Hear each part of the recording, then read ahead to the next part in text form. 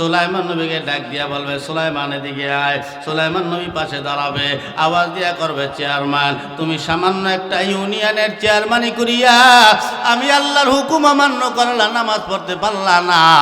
আর আমার এই সুলাইমান শুধু ইউনিয়নের না, তামাম দুনিয়ার চেয়ারম্যানই করেছে, এরপরেও আমি আল্লাহর একটা হুকুম অমান্য করে নাই। তার মানে তুমি চেয়ারম্যান যে মিছা কথা কও, এটা আল্লাহ জানার বাকি নাই, ঠিক না? ও মুসলমান, এই সুলাইমান নবীরে কি আপনারা চেনেন?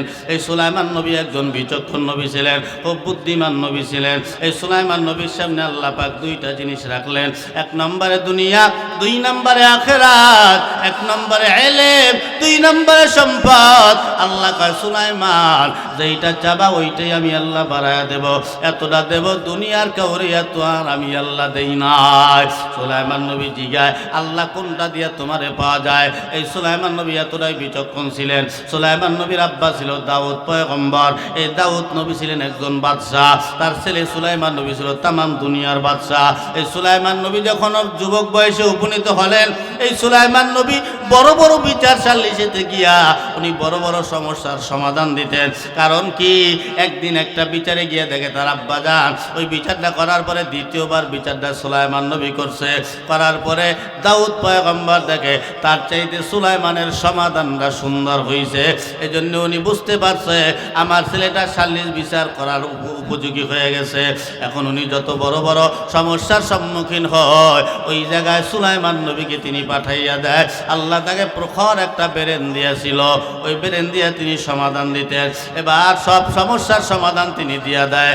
একদিন একটা বড় মহাবিপদে পড়ে গেল।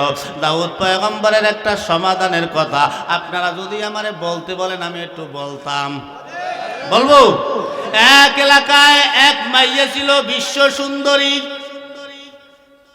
এতটাই সুন্দর আমরা মানুষরা দুইটা জিনিসের কাছে দুর্বল। এক নম্বরে হব্বত দুনিয়া রাসুকুল্লি খতিয়া, দুনিয়ার মোহাব্বত সম্পদের কাছে মানুষ বড় দুর্বল। দুই নম্বর সুন্দরী মহিলাগো কাছে মানুষ বড় দুর্বল হয়, ঠিক না? ওই মহিলা এতটাই সুন্দর, ওই এলাকার একটা বকারে যুবক, ওই যুবকটাই মহিলারে উত্ত্যক্ত করে, ওই মহিলারে বড় জ্বালায়, আমারে বিয়া কর, বিয়া না করলে আমার লাগে প্রেম কর, নইলে আমার লাগে বন্ধুত্ব কর, এইভাবে জ্বালাজালি কইরা বেড়াইতেছে। এক পর্যায়ে এই মহিলা অসহ্য হইয়া এই ছেলের নামে, আগে তো কাজীরা বিচার করতো, কাজী, ঠিক না? এলাকার প্রধান যিনি ছিল কাজী, কাজী কয় না, আগে কাজী কইতো, আগে বহুত নাম, এখন আমাকে নাই। যেমন রাজা বাদশাহ এগুলো তো এখন কয় না, কয় এখন কয় প্রধানমন্ত্রী, কেউ মন্ত্রী, আমি যাবি। ওই কাজী সাহেবের কাছে গেলেন, কাজী সাহেব আমার বিচারখানা করিয়া দাও। কাজী সাহেব বিচার করবে কি? কাজী সাহেব মাইয়ার চেহারা দেখে টাস্কি খেয়ে গেল। কাজী সাহেব মাইয়ারে দেখে কাজী সাহেবের নিজের পছন্দ হয়ে গেল। কাজী সাহেব নিজে মাইয়ারে প্রস্তাব দিয়া পালাইছে, মাইয়া তুমি আমারে বিয়ে করো। মাইয়াকে আমি এলাম বিচার চাইতে, আপনি কন কি গুলা, আপনি তো ইয়র চাইতে এক পা আগান দিয়া, ঠিক না? কাজী তোমারে দিয়া হবে না। উনি গেলেন আর এর চাইতে বড় কাজীর কাছে। বড় কাজী সাহেবের কাছে যাওয়ার পর কাজী সাহেবের কাছে বিচার দিলেন, কাজী সাহেব আমার বিচারখানা কইরা দেন। ওই কাজী সাহেব উনিও ওই মাইয়ারে দেখে হতভম্ব হয়ে গেল, এত সুন্দর মানুষ কেমনে হয়। মাইয়ারে দেখে উনি নিজে মাইয়ারে প্রস্তাব দিলেন যে মাইয়া তুমি অগণ নয়, তুমি আমারে বিয়ে করো। মাইয়া কয় এটা আমার দ্বারা সম্ভব নয়। আর একজনের দিয়ে প্রস্তাব পাঠাইছে, এই মাইয়া যদি আমার বিয়ে করতে না চায় অন্তত যেন আমার সাথে বন্ধুত্বটা করে। কথা কয় না? মাইয়া এক ছেলে এক মেয়ে কোনোদিন বন্ধুত্ব হইতে পারে? বন্ধু হয়? আমাকে বাংলাদেশে কিন্তু হয়। কি হয় জানেন? ফেরেন, ফেরেন। কি যুবকরা ফেরেন না? মাইয়া ফেরেন্ট হয় ওনার। আমার ফেসবুক ফ্রেন্ড মাইয়া ফ্রেন্ড হয়েছে, উনি আর ফ্রেন্ড বিশ্রেই পায় না, ওনার পকেট ফাঁকা করার মেশিন গান ফ্রেন্ড পাইছে, ঠিক না? এই যুবকরা কথা কোন একা মাইয়েরা কি পুরুষের পকেট ফাঁকা করার মেশিন গান, আর ওরাও আছে খালি ডালতেই থাকে। বাহির হোটেলে খায় তো টেড্ডা পায় না, সাড্ডা কত টাকাটা কেমনে কামাই করতে হয়, মাথার ঘামটা পায়ে ফেলাইতে হয়, এরপরে 10টা টাকা ইনকাম করতে হয়। কথা কন না কা বোঝেন নাই? ঢাকা শহর যাইয়ে দেখেন ওই ওই বালুর জাহাজ থেকে এক বস্তা বালু উঠায় একটা কাঠি দেয় 10 টাকা। যে কয় কাঠি উঠাবা ওই কয় কাঠি 10 টাকা কই দেয়। একটা বালুর বস্তা মাথায় লইয়া টাইনে দেখিস তোর গার ব্যাহ ওই ভাঙ্গে ফুরিয়ে যাইবি। খাও তো ওই বিজিগিস্তি কি কয় হাইব্রিডের শাকসবজি খাইয়ার কত শক্তি হয়। তারপর দেখো মোবাইল, মোবাইলে তো তোমার সব তস্তাস করে ভালাইছে। এই যুবক যাও কই, এই কই যাও?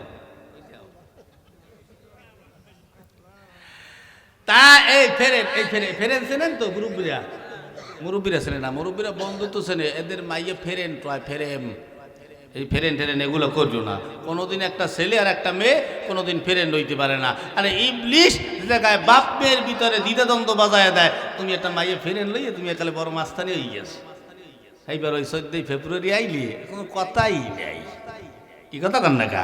এবছর ওই 14 ফেব্রুয়ারিতে যুবক কপাল ফুরিয়ে গেছে, ঠিক না? সবে বরাত পড়ে গেছে যে আল্লাহর কাম নাই খাইলি আল্লাহ সবে বরাতে 14 ফেব্রুয়ারি। আমি একাল খুশি হয়েছি।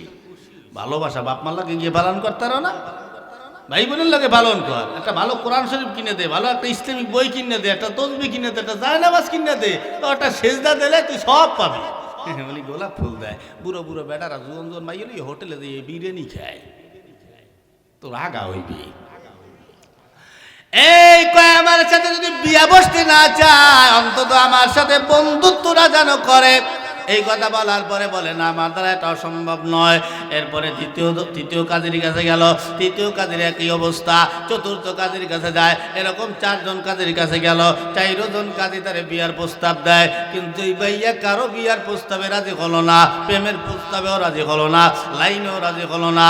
এবার ওই সব কাজীগুলো এক জায়গায় হইয়া বলে ওরা আমার ইনসার্ট করলো, এই মাইয়াটা আমাকে বরখাস্ত করিয়া দিল, এইটা কিন্তু ভালো করলো না। এবার এই 4 জন কাজী হইয়া বলে এই মাইয়াটারে কোনো বদনামে ফালাইতে হবে। এই 4 জন কাজী এক হইয়া গেলেন দাউদ পয়গম্বরের কাছে। ও পয়গম্বর, আমাদেরকে বিচার করিয়া দেন। এই মহিলা উনি শরীয়ত সম্মত বিয়া বসতে চায় না, কিন্তু রাত্রিবেলা বিছানায় কুকুর লইয়া ঘুমায়। দাউদ নবীকে সত্য কয় হয় সাক্ষী দিতে পারবা? হ্যাঁ। যদি সাক্ষী দিতে পারো তাহলে এই মহিলার কোমর পর্যন্ত মাটির নিচে গাড়িয়া ওরে পাথর মাইরা সঙ্গে সার কইরা মাইরা ফেলাবো, কোনো কথা নাই। এই কথা বললেন। এবার সাক্ষীর ব্যবস্থা করলেন টাকা দিয়া। ওখানে তো আর কোনো সাক্ষী নেই, মহিলার তো কোনো দোষ নাই। দোষ আছে? ও কথা মানে নাই দিকে ওদের প্রস্তাব রাজি হয় নাই দিকে ওরা এই দাউদ নবীর কাছে এই বিচারখানা দিলেন। এবার সাক্ষী কোথায় পাবে? সাক্ষী তো নাই। টাকা দিয়ে সাক্ষী ক্রয় করলেন।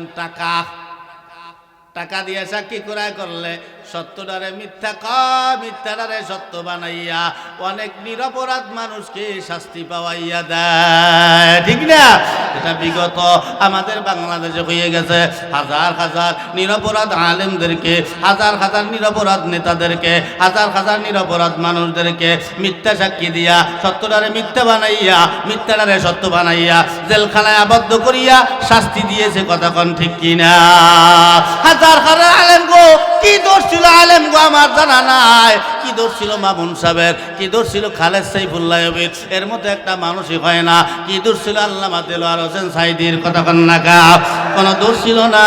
তারপরে অন্য দল করার কারণে তাদেরকে আটকাইয়া জেলখানায় বসে অনেক মাইরাও ফলাইছে, অত্যাচার করছো। অনেক আলেমরা মজলুম হয়ে গেছে, তোমাদেরকে কিচ্ছু বলতে পারে নাই। আল্লাহ কয় মজলুমের চোখের পানি আমি আল্লাহ বিপলে যাইতে দেই না।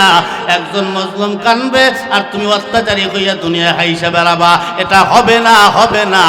জেলখানায় বইসা আলেমরা মজলুম হইয়া তাহাজ্জুদের নামাজে চোখের পানি পালাইছে, আল্লাহ সহ্য করতে পারে না। আল্লাহ কয় বেশি টাইম লাগবে না, তুইও মজলুম হইয়া কানবি, তোর পাশে দুনিয়ার কোনো মানুষ পাবি না, ঠিক না? আজকে কোনো মানুষ তার পাশে নাই।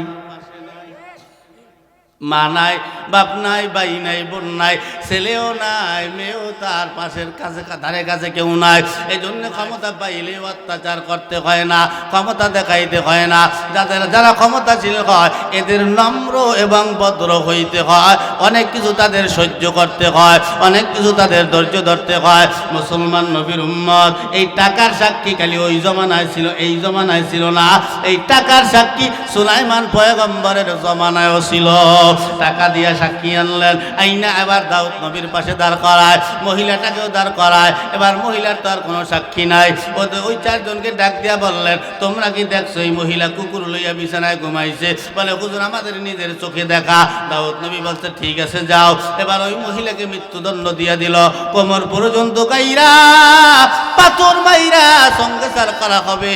এবার ওই সবার যত লোকজন ছিল সবাই তো জানে এই মহিলা নিরপরাধ, এই মহিলাকে বেহুদা বেহুদা শাস্তি পাওয়া দিল। এবার সুলাইমান পয়গম্বর মেন দরজা দিয়া ঢুকতেছিল, এমন সময় উনি কানের ভিতরে তার এই আওয়াজগুলা যায়, এই নিরপরাধ মহিলাটাকে এই মিথ্যা সাক্ষী দিয়ে তাকে এই শাস্তিটা পাওয়াইয়া দিল। মহিলার কোনো দোষ ছিল না। সুলাইমান নবী যখন এই কথাগুলো শুনলেন, শুনতে শুনতে আইসা বুঝা পালাইছে, আব্বা কোনো বেজাল কইরা পালাইছে।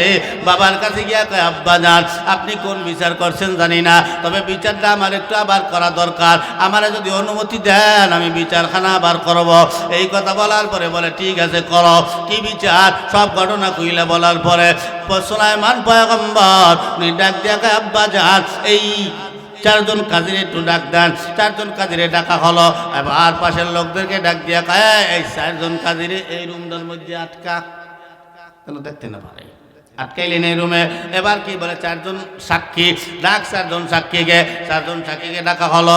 আসার পরে কয়, চারজন সাক্ষীরে এই রুমের মধ্যে আটকাইলেন। আটকানোর পরে মহিলারে ডাক দেওয়া হলো। এবার বলে, একজন সাক্ষী ডাক দাও। এটা হলো উকিলি প্রশ্ন। দাউদ নবী তো চারজনের একখানে দাঁড় করাই জিগেছে, ঠিক না? এরপর একজনকে ডাকো। ওই একজন আসার পর ওই একজনকে ডাক দিয়া কয়, তুমি কি দেখছো এই মহিলা কুকুর লইয়া বিছানায় ঘুমাইছে? বলে হ্যাঁ। বলে কতটুকুন সত্য? বলে কয় % লাগবে? বলে ঠিক আছে, তাহলে এবার বল তুই কি দেখছো কুকুর লইয়া ঘুমাইছে? কয় হুজুর দেখছি। তাহলে বল কুকুরের রং কি? কয় হুজুর কুকুরের রং কালা। কি কয়? ও তো দেখে নাই, এর লিগে শর্টকাট উত্তর দিয়ে দিস। দেখা থাকতো তাহলে চিন্তা ভাবনা হইতে। এত দেখে নাই, আমরা দেখি না, এই জন্য ওই জিনিস টাস করে মানুষ উত্তর দিয়ে দেয়। ও তো দেখে নাই, টাস করে কয়ে লেছে কালা একটা ওই, ও তার বোঝদারে নাই। একই দুনিয়াতে সব থেকে কঠিন জায়গা হলো ইন্টারভিউ। কথা বল না কা, এখন ইন্টারভিউ বাইরেইলে আর এখন জিগে না, ভাই কি জিগে একটু কথাই কি জিগায় না, কিন্তু কোনো কায়দা নাই, কঠিন। আমি ওর থেকে বেশি শিক্ষিত, কিন্তু তারপরেও ওদের কি জিগাইবে, কোনটা জিগিবে ঠিক তো নাই। আমি যা পড়িয়েছি ও না জিগি অন্যটা জিগে, আমি পড়িয়েছি মাটির উপরের ডা, ও জিগিতেছে মাটির নিচের ডা, তাই কি কবা, কোনো কথা নাই তো, ঠিক না? তো কঠিন ভয়ঙ্কর জায়গা। এবার ওই ওই ওই ওই ডাক দিয়ে জিগাইলেন কুকুরের রং কেমন? কয় কালা। আরে এই পিছনের রুমে আটকা, ও যেন ওখানে যাইতে না পারে। ডাকলেন আর একটারে, আয় তুই কি এই মহিলা কুকুর লিয়ে বিছানায় ঘুমাইতে দেখছো? বলে হ্যাঁ দেখছি। বলে বল কুকুরের রং কেমন? হুজুর কুকুরের রং সাদা। মিলে গেছে না, বেজালের মধ্যে ভরিয়ে গেছে। এই তো বেজাল। দাউদ পয়গম্বর মিড়ি হাসে আর ছেলের বিচারগুলা দেখতেছে যে আমার ছেলে তো ভালোই বড় হয়ে গেছে। এরপরে চারজনরে ডাকলেন, চারজন চার কালারের রং বলছে। এবার ডাক দিয়ে আব্বা যান আপনি কি বিচার পাইছেন? এবার আপনি বিচার কইরা দেন কি কোনটা করবেন। এবার মহিলারে খালাস দিয়া কয়, মহিলা তুমি যাও, সমস্যা নাই, বিচার আমি করতে আসি। এবার এই চারজন কাজের ডাইকা তাদেরকে মৃত্যুদণ্ড দিয়ে দেওয়া হয়। তাহলে এইভাবে বিচার হয়। মুসলমান, এই হলো সেই সুলাইমান পয়গম্বর। এই সুলাইমান পয়গম্বরকে আল্লাহ দুইটা জিনিস দিয়া বললেন, কোনটা চাও? সুলাইমান পয়গম্বর বলে, আল্লাহ কোনটা দ্বারা তোমারে পাওয়া যাবে, ইলম না সম্পদ? আল্লাহ বলে, আমাকে ইলম দ্বারা পাওয়া যাবে। সুলাইমান পয়গম্বর বলে, আল্লাহ তাহলে আমাকে ইলমের ব্যবস্থা করিয়া দাও। আল্লাহ পাক ইলম চাওয়াতে খুশি হইলেন। খুশি হইয়া আল্লাহ পাক সুলাইমান নবীকে খুশি হইয়া ইলম চাওয়ার কারণে পাশাপাশি তাম দুনিয়ার বাদশাহীও সুলাইমান নবীকে আল্লাহ দান কইরা দিছে। সুবহানাল্লাহ, এত বড় বাদশাহী। আল্লাহ পাক এই বাদশাহী দিয়া সুলাইমান নবীকে একটা তক্তা দান করছিল। চেনেন তক্তা? হুজুর ওয়াজ শোনেন নাই? সুলাইমান নবীর তক্তা ছিল, বিশাল তক্তা, এরকম ছোট তক্তা না, এরকম যে বইছে শেষ। যেই তক্তার ভিতরে 600 চেয়ার ছিল, 600 এরকম সিংহাসন ছিল 600। এই 600 চেয়ারের ভিতরে 300 চেয়ারে বসতেন 300 ইমানদার জিন, আর 300 চেয়ারে বসতো 300 ইমানদার মানুষ। তার ভিতরে আর একটা দল ছিল, সেটা হলো পাখির দল। এই পাখিরা সুলাইমান নবীর কথায় তো হাওয়া বাতাসগুলা তার অর্ডারে চলতো। এই বাতাসে যখন সুলাইমান নবীর সিংহাসন উপরে উঠায় ফেলাইতো, ওই সময় ওই পাখিগুলা তাদের উপরে উপরে উঠতো, আর ওই সিংহাসনে যারা ছিল তাদেরকে ছায়া দান করতো। এই সুলাইমান পয়গম্বর এই তাম দুনিয়াটা ধরতে কত বছর সময় লাগবে জানেন না? উনি 12 দিনে তার সিংহাসন লইয়া তাম দুনিয়াটা ভ্রমণ করতেন, মাত্র 12 দিনে। কয় দিনে? মাত্র 12 দিনে। এখন তেলের গাড়ি তেলে চলে, হাওয়ার গাড়ি হাওয়া চলে, বিনা তেলে চালায় গাড়ি তক্তে সুলাইমান, মোরা সেই মুসলমান। ঠিক না? আমরা সেই মুসলমান। আমাকে আল্লাহ সেই লস অ্যাঞ্জেলেস খালি বলছিল যে ইসরায়েলকে বলছিল যে ফিলিস্তিনকে ধ্বংস করার জন্য যা সম্পদের প্রয়োজন হয় যুক্তরাষ্ট্রের সরকার আমেরিকার, আমরা সব দিয়ে সহযোগিতা করব। আল্লাহ কয় তোরা সব দিয়ে সহযোগিতা করবে। মাজলুমের চোখের পানি আমি আল্লাহ কি মোটেও দেই না? আল্লাহ কয় কোনো বোম লাগবে না, তেল লাগবে না, আগুন লাগবে না, আমি বিনা বোমে, বিনা তেলে, বিনা মেসের কাঠিতে, বিনা গ্যাসে আমি আল্লাহ তোদের পুরো শহরকে জ্বালায় সারকার করে দেবো। নারিকেল গাছে আগুন ধরতেছে, তাল গাছে আগুন দইরা যায়, কাঁচা গাছে আগুন দইরা যায়, বিল্ডিং এ শুধু শুধু আগুন দইরা পুরো বিল্ডিং পুরা সারকার হয়ে যাইতেছে। পুরা লস অ্যাঞ্জেলেস শহরটা পুইরা সারকার হয়ে গেছে। সকালবেলার কোটি কোটি টাকার মালিক বিকালবেলা ল্যাংডা হইয়া রাস্তায় দৌড়াইছে। কথা কন না? ঠিক না? আমাদের সেই আল্লাহ এখনো ডাক শোনে, মাঝে মাঝে আল্লাহ দেখায়। এমন একটা সময় আসবে ওরা বোম মারবে, বোম ফুটবে না। ফিলিস্তিনের ছোট্ট ছোট বাচ্চারা বোম মাইরে উড়াই ফেলাইতেছে। বাচ্চাটার সামনে তার মা নাই, তার বাড়িটা ভেঙে চুরে তসতস হয়ে গেছে, তার বাবার লাশটা পাশে বইরে রয়েছে, বড় ভাই নাই, বড় বোন নাই, সবার লাশ পড়ে গেছে। ছোট্ট বাচ্চারা দাঁড়ায় দাঁড়ায় একা একা কাঁদতেছে। আল্লাহ কি দেখে না? ছোট্ট একটা বাচ্চা বলছিল, ফেসবুকে ভাইরাল হয়েছিল, যে আমি আল্লাহর কাছে গিয়ে সব বইলে দেব। কষ্টটা কোন জায়গায় লাগে? খালি বলছে আমি আল্লাহর কাছে গিয়ে সব বলে দেবো। নাবালক বাচ্চাটা কি বলছে, কতটা কষ্ট লইয়ে বলছে। তাই আল্লাহ সে আল্লাহ কই? আল্লাহ দেখে না? তাহলে পুইরে সারকার করে দিয়েছে। এত সহযোগিতা করবি তাম দুনিয়া ফুরিয়ে লাগবো। আমার এবাদত কেউ না করলেও ওই দল মারিয়ে ফেলাবো, এবং আর এক দল আমার এবাদত করার জন্য তৈরি করবো। আল্লাহ করে এই কথা কর না? ঠিক না? কষ্ট হইতে আছে, খারাপ লাগতে আছে, চলবে। যুবকরা আইতে আছে নাকি? নবীর মহব্বতে বসতে রাজি তো? বাজে কয়টা? 10:37। মাহফিলের সভাপতি কিনা? ওই আমরা কন কয়টা পর্যন্ত চলবে? না কি তেলের মেশিন লই উঠছি আমি, তেল ঢুকেই ছাড়িয়ে দিলেন চলতে থাকবে। আপনাকেও যেন কষ্ট না হয়, আমারও যেন কষ্ট না হয়। ঠিক না? ওই সারা রাত তো সব পাবলিকই কয়, হাজার হাজার জনতা কতক্ষণ লোক সারা রাত বই রয়েছে, তোমরা থাকবে আমি যাবো গিয়া। অল্প সময় 11টা 11:30 চালাই দিই নাকি? হ্যাঁ, যেন আপনাকেও কষ্ট না, আবার ফজরের নামাজ না পড়লে আর একদল দোকানে বইয়ে খসা মারবে, কি ওয়াজ নিয়ে দি কি কথা কর না গা ওই বেরে না ওয়াজ শুনেছি। তোর কি, তুই তো যাও নাই? হ্যাঁ, এই নিয়ে সত্য কথা কইছি, কথা এই নেই কারেন্ট যে নামাজি ও কিসের চাচা জান কই অকি যাইও না, যাইও না চাচা গো। ঠিক না? প্রস্তাবে ধরছে মনে হয় নাকি? যাইও না। এ মুসলমান, এবার আমার দিকে লক্ষ্য করিয়া তাকাও।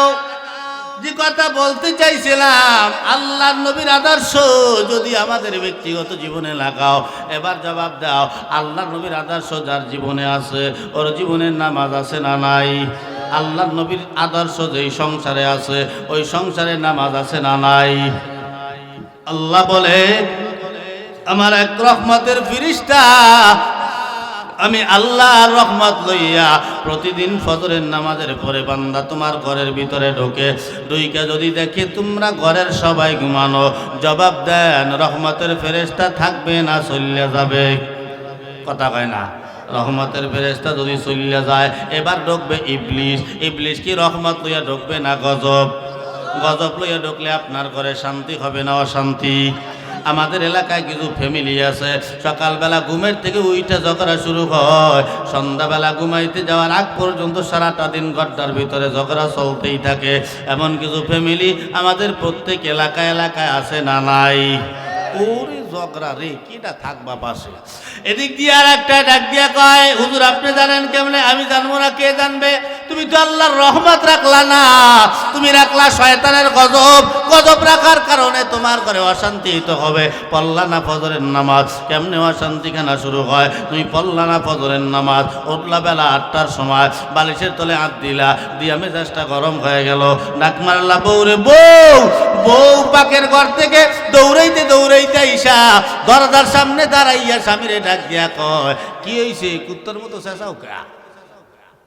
কি কি কয়? এরকম কিছু আছে না? ব্যবহার করেন না? স্বামীরে ডরাই না, ও আমার শ্রেণী, আমি কোন বংশের মাইয়া, আমার হাত দিয়ে দেখছো, হাত ভাঙিয়ে দেবো না? কি কথা কর না কা?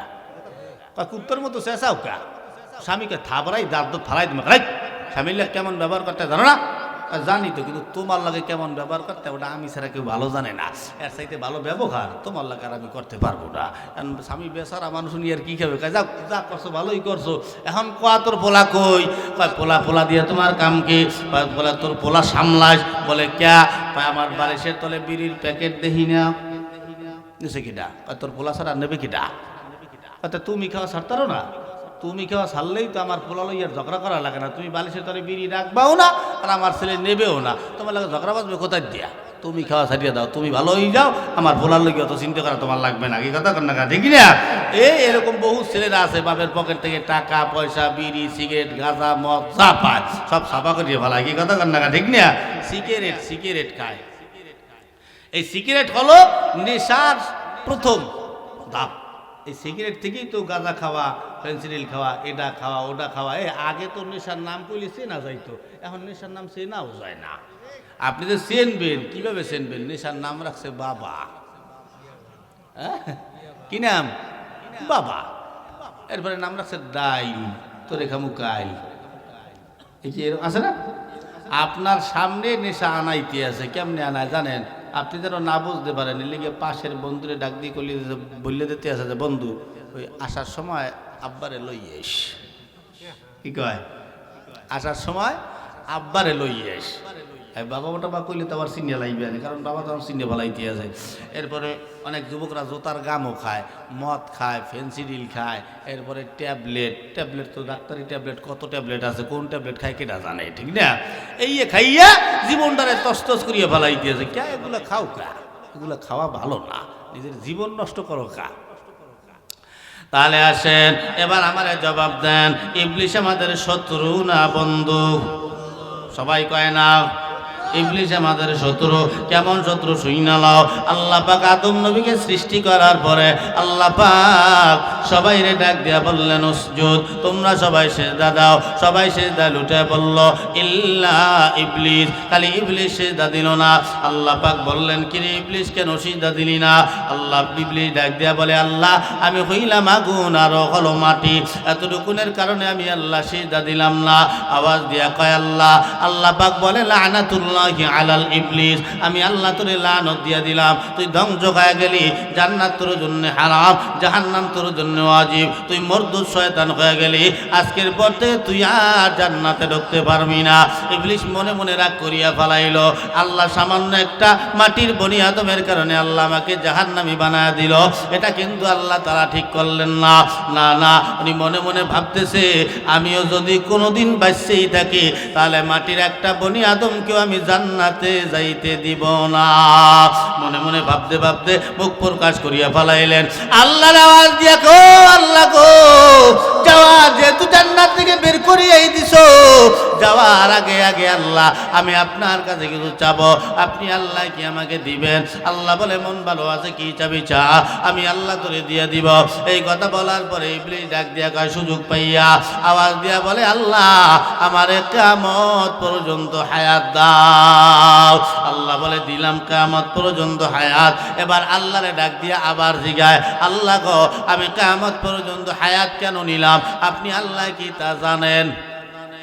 আপনাদের কি বিশ্বাস আল্লাহ কি জানে? পণ্ডিতে জিগাইতেছে আল্লাহ জানে কিনা। আওয়াজ দিয়া আল্লাহ মস্কারি করে, আল্লাহ বলে না আমি জানি না, কেন নিশ্চিত বল। আওয়াজ দিয়া কয়, আল্লাহ আমি যেহেতু জাহান্নামী হইয়েই গেলাম, কিয়ামত পর্যন্ত হায়াত নেওয়ার মানে হলো তোমার, আমি যেহেতু জাহান্নামী হইলাম এই বনি আদমের কারণে আমিও পাল্লা লাগাইলাম, তোমার একটা মাটির বনি আদমকেও আমি জান্নাতে যাইতে দিব না। আল্লাহ বলে কোথায় নিবি? কয় আল্লাহ জাহান্নামে নিব। বলে কেমনে নিবি? কয় আল্লাহ তোমার এই মাটির বনি আদম গুলাকে জাহান্নামে নেওয়ার জন্য আমি সর্বোচ্চ চেষ্টা চালাবো, তোমার এই আদমকে জাহান্নামে নেওয়ার জন্য আমি হাজার হাজার মজার মজার গুনার রাস্তাগুলা কইলা দিব, তোমার এই বান্দারা গুনাহ করবে আর জাহান্নামে যাবে। এজন্য দেখবেন দুনিয়ায় যত গুনার রাস্তা আছে সমস্ত গুনার রাস্তার ভিতরেই কিন্তু মজা আছে। কথা কান না, ঠিক না? মজা নাই। এ সুদ খাইতে মজা, ঘুষ খাইতে মজা, খারাপ পথে চলতে মজা, খারাপ জিনিস দেখতে মজা, মোবাইল চাপতে মজা, খারাপ সিনেমা দেখতে মজা, বেপরদায় চলতে মজা, নামাজ ছাড়া থাকতে মজা, রোজা ছাড়া থাকতে মজা, লুচ্ছামি করতে মজা, লম্পুটি করতে মজা, বেপরদায় চলতে মজা, পরের মাইয়ার লাগে প্রেম করতে মজা, নিজের বউর লাগে কথা বলতে ভালো লাগে না, পরের বউর লাগে কথা একবার শুরু হইলে আর বুঝি শেষ হয় না। ঠিক না? ঠিক আপনারা কোন ধরা খাই গেছে ক্যা? পরের বললো কথা কন, ওরে আল্লাহ মোবাইলে টাহা ঢুকাই আর মিনিট পরের বলে ফোন দিয়ে উনি কয় জান, পাখি, লক্ষ্মী, কলজা, পুঁটি মাছ, ভেদা মাছ, খাতা, বালিশ। ওরে আল্লাহ, ও মহিলাকে ওয়া কি আল্লাহ, এরম ডাক তো আমার স্বামীও আমারে দেয় না। মহিলাও গেছে পাগল হইয়া, এত মজার কথা। এরকম একদল স্বামী আছে না, পরের বাড়ির বউরে জান, পাখি, লক্ষ্মী কলজা বলাইয়া ঘরে আইয়া নিজের বউর লগে কুত্তার মতো ছটাং ছটাং মেজাজ দেখায়। কি এক ধরনের স্বামী আছে না, ভাতে লবণ হয় না এলেকে বউ ধরিয়ে মারে, তরকারি ভালো হয় নাই কি একটু পানি বেশি দিয়ে লাইছে এজন্য বউরে ধরিয়ে মারে, ঘরে দরজা আটকে পিডে আর আব্বা কইলে কোনো সারাসারি হইবে না, তোরে পিডেই শোয়াই ফেলাইতে আছে। ক্যা মারো? কে তুমি রাইন্দে খাই দেখছো, মারো কেন? ও মাইয়েরা কি কার? মাইয়ে না, ও মাইয়ে না একজন বাবার আদরের কন্যা ছিল, একজন ভাইয়ের আদরের ছোট বোন ছিল, একজন মা যে তারে কত ভালোবাসতো, কত মহব্বত করত, তার তো কোনো সীমা রেখাই ছিল না। এরপরে এলাকাবাসীর সাথে কত মিল মহব্বত তার সাথে ছিল, এগুলো সব ফালাই তুইয়া শুধু বিয়ে কইরা তোমার হাত খান ধইরা তোমার বাড়িতে চলে আসছে, তুমি ছাড়া এই বাড়িতে তারা আপনার কেউ নাই। এখন তুমি যদি ঘরের ভিতরে আটকাইয়া চলা দিয়ে পিডাও, এই দুঃখটা বলবে কার কাছে? কি কথা কান না, কারো কাছে বলার আছে? তুমি যদি মারো তার কার কাছে বলবে? এজন্য মারতেন না, মারামারি না করিয়া দুইজন একটু মিল মীমাংসা করিয়া নিলেই কিন্তু ব্যাস সংসারটা সুখের হইয়া যায়। এই সংসারটাই আমরা সুখের করতে পারতে আছি না। এই মহিলারা অসন্ত আইছে না, মহিলা কোথায় প্যান্ডেল করা হয়েছে? হ্যাঁ, ও মহিলারা তো কইবার তো সেতা হুজুর, ঠিক না? আমাকে পক্ষের হুজুর লইয়েই পড়ছে এই সবাই। না, কিসের তোমাকে পক্ষ, বাস তোমাকে লইয়াও রেডি, তোমরাও ভালো না। কি কথা কন না কা কইবার যে আমাকে পক্ষে কই যাইতে আছে, সেতারাই যাইবি এনে যারে। কিছু কিছু মহিলাও আছে ভালো না, কিছু কিছু মহিলা আছে স্বামী যদি কথা কয় একটা, ও ঘুরেই উত্তর দেয় তিন দিয়া। কথা কন না কা তিন উত্তর দেয়। সব স্বামী তো আর এক না, আমি দেখা আমার বউ আমার 100 কথা কইলে আমি কোনো কথা কই না, কিন্তু অন্যান্যরা তো এরকম না। অন্যরা কয় হুজুর আপনি কথা কন না, সেজন্য কি আমরাও কি ওই নাকি? আমরাও অপারি না, কিন্তু আমরা হাত চলে, আমাকে জন্মের হাত চলা চলে।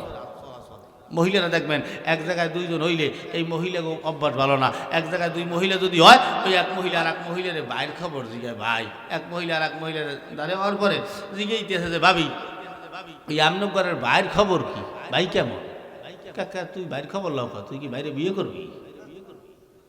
কয় না, তোমার ঘরের ভাইয়ের মেজাজ হলো কুত্তমার কা মেজাজ, কথায় কথায় চলা লইয়ে ফিরেই তো ওঠে। এই কথা কহ এত মেজাজ গরম কহ। কয়তে আমার ভাইয়ের খবর তো কইলাম, তা তোমার ভাই কেমন একটু কওতেই শুনি। কয় দূর ও কোনো বিয়াডা, কতই বিরিয়াল, আমার সামনে কথা কইতে রে সবাই ফেলাবো না। আমি কোন বংশের মেয়ে আমার চেনে, কোনো কথাই তো কইতে দিলে আমার সামনে কোনো কথা কইতে পারবে না। কয় ভাবি আপনিও যদি 2-4 দিনের মোহে কথা কন, দেখবেন আপনার স্বামীটাও বিড়ালের মতো হয়ে গেছে। এই জন কইছে, ওই মহিলা কয় তো সুন্দর পরামর্শ, যদি আমার